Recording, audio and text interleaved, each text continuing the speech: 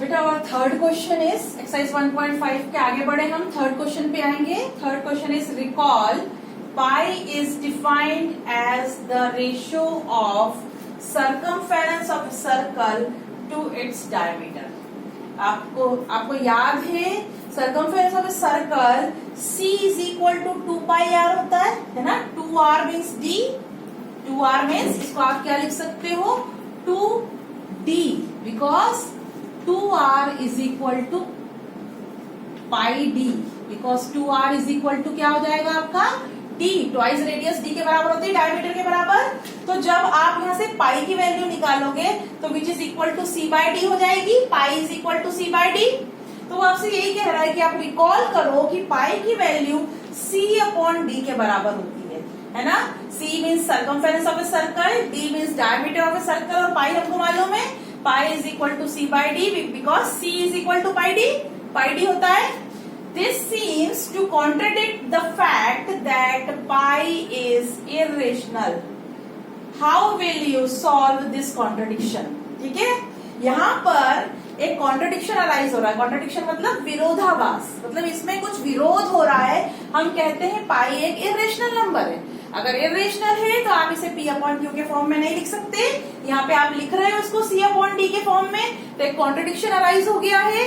ठीक है, तो वो ये बोल रहा है आपसे कि अगर ये कॉन्ट्रडिक्शन है तो आप इसे कैसे सॉल्व करोगे, इस कॉन्ट्रडिक्शन को रिसॉल्व कैसे करोगे, आप कैसे बताओगे कि पाई जो है इरेशनल नंबर है जबकि हम उसे p अपॉन क्यू के फॉर्म में राइट कर रहे हैं। तो बेटा आप ध्यान दो अब इस बात को। यहाँ पर आपको ये लग रहा है कि ये कॉन्ट्रडिक्शन है, but there is no contradiction. यहाँ पर कोई भी कॉन्ट्रडिक्शन अराइज नहीं हो रहा है। क्यों नहीं हो रहा कॉन्ट्रडिक्शन अराइज? बिकॉज जो c है वो एक इरेशनल नंबर है। ठीक है, मैंने आंसर लिखा है देयर इज नो कॉन्ट्रडिक्शन, कोई कॉन्ट्रडिक्शन अराइज नहीं हो रहा है। Remember that c is an irrational number. आपको ये चीज याद करना होगी, रिकॉल करना होगा कि c जो है वो एक इरेशनल नंबर है। Why c is an irrational number? Circumference एक इरेशनल नंबर क्यों है? Because c is equal to twice pi r, और अगर हम पाई 2 आर को अगर हम d कहते हैं तो c is equal to pi d।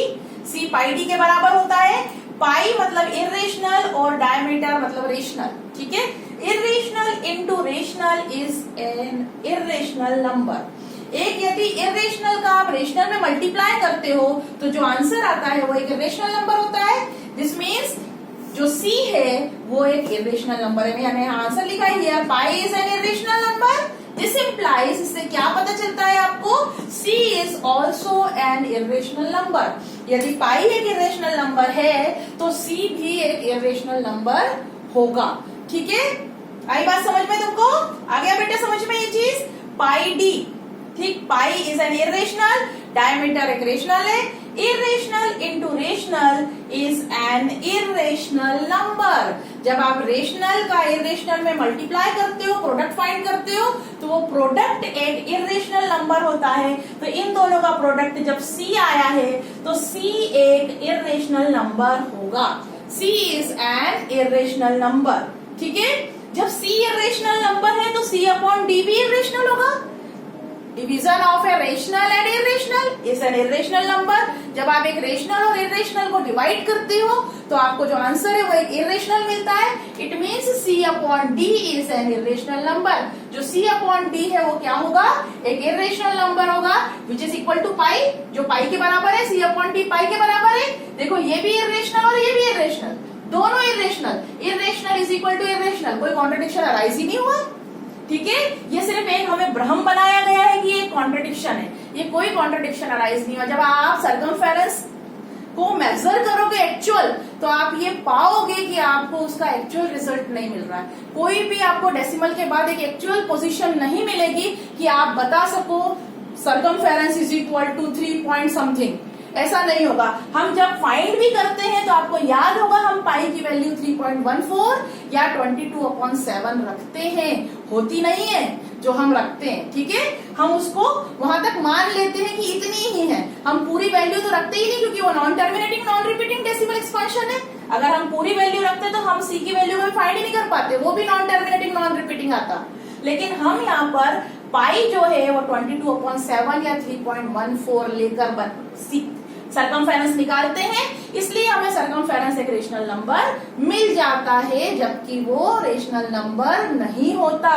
तो अगर ये इर्रेशनल है तो the division of irrational and rational is an irrational, वो इर्रेशनल ही होगा, तो कोई कॉन्ट्रडिक्शन अराइज ही नहीं हुआ है यहाँ पर। ओके बेटा, आर यू अंडरस्टैंड इट? मैंने आंसर जो लिखा है वो आप एज इट इज राइट कर लेंगे। यहाँ पर जो मैंने लिखा है वो नीचे लिखना है, जगह नहीं थी बोर्ड पर, इसलिए मैंने यहाँ पर लिख दिया। क्या लिखा है मैंने आंसर में? There is no contradiction, remember that c is an irrational number because c is equal to 2 pi r which is equal to pi d because 2r is equal to d. Here pi is an irrational number. This implies c is also an irrational. Therefore, the ratio of c upon d is an irrational. ठीक है? Which is equal to pi, that is c upon d is equal to pi. This implies irrational is equal to irrational. जब irrational के बराबर है तो contradiction का तो सवाल ही नहीं उठता है, कॉन्ट्रडिक्शन अराइज ही नहीं हुआ है। ओके बेटा, आर यू अंडरस्टैंड इट? ठीक है।